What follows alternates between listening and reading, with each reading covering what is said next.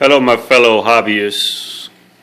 A little update and a little piece of advice from me on this video.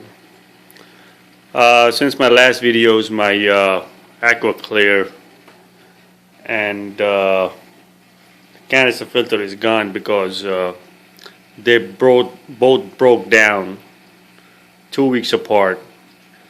And I had a wet dry filter laying around from the time when this tank was a freshwater tank. So I just took out the bio balls and put a bunch of lab rock and a return pump and some chemi-pure lead, and this thing been going on for a couple of months, and the tank is crystal clear, everything doing good. I got some corals here, sunflower, frog spawn, elegance coral. I have this coral for like 3 months, they said. This coral is hard to keep, but it's doing good. Got a mushroom there, polyps, Kenyan tree. So everything is doing good. So little advice to the beginners that saltwater tank is all about stability. If it is not broken, don't fix it. No matter what kind of filtration system you have, no matter what kind of pumps you have, no matter what kind of heaters you have, if it is working, don't go and try to upgrade. Don't change nothing in your tank. Now, if you want to upgrade to a bigger tank, that's good, because bigger tank means fewer problems. But if the tank size is going to be the same and the equipment is working, you're not getting high nitrates, everything is doing good, don't bother upgrading anything. And I learned that the hard way, because once the tank is set up and everything is going, there's not much to do other than water changes every 4 weeks. So you go and look at YouTube, and then there are people who are saying, this kind of pump is better, that filter is better, this and that, and then you start doubting yourself, and then you go and invest money and you do something else, and that throws off the stability of the tank and everything falls apart. Well, what happened with me was I went on YouTube and I saw that, the Vortex pumps, MP10s, they are good, they do this, they do that. And I had 2 Corella pumps, one on this side, one on that side. So I was like, whoa, this pump is that good, I gotta get this pump. I went and spent $465. And I almost killed my mushroom, and I almost killed my frog spawn, because I was not, I didn't know much about the pump, and the pressure from this pump is too high, even though I was toning it down. And it took me a couple of days to learn about this pump and how to, set up different modes and do this and do that.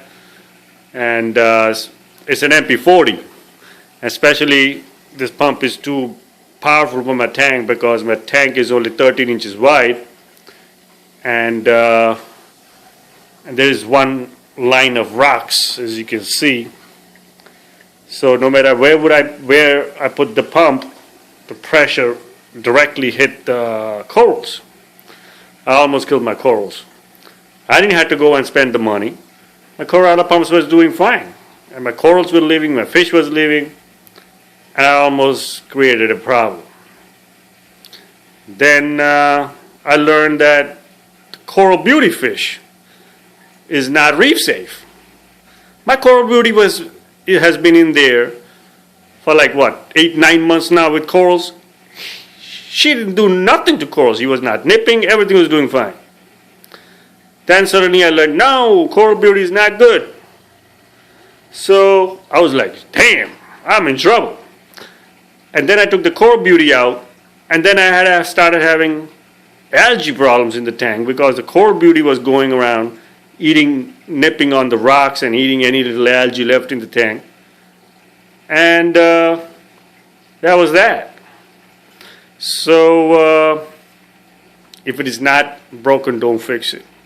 Another thing, I had a heater. It was working fine. It was holding the temperature at 79 degrees. And I used to look at the thermometer here, and it was telling me 79 degrees, and I still used to look at the heater, and the heater was on. I was like, why is it not cutting off if I have set it off at 78? And then I toned the heater down a little bit to hold it at 78, but still it would keep going up to 79, which is not bad though.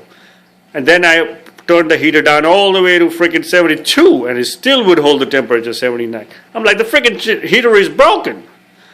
I went and bought another heater, and it takes a couple of days to calibrate the heater to find out, because the heaters are never the knobs that's where you set the temperature, and never works. So for the first couple of days, I almost killed my freaking fish. And I did kill a fish, by the way, a hippo tang. Because my temperatures were not setting. It one time went down to 72 degrees, and it took me a while to get used to this heater. So the moral of the story is, again, whatever equipment you have, if it is working, don't go and try to change anything in your tank. Saltwater tank is all about stability. Every tank has its own personality, and whatever equipment you have, the tank gets used to it, and it stabilizes itself. And when you go around changing things, the stability goes haywire, and you start having problems. If you go and read that 20 parts per million nitrates are very high, kill your corals, you get this, you get that. But if you've been having 20 parts per million nitrates in your tank for 6 months and everything is doing fine, your tank is fine. Don't go and try to get calcium reactors and this and that, because you're going to get yourself into trouble.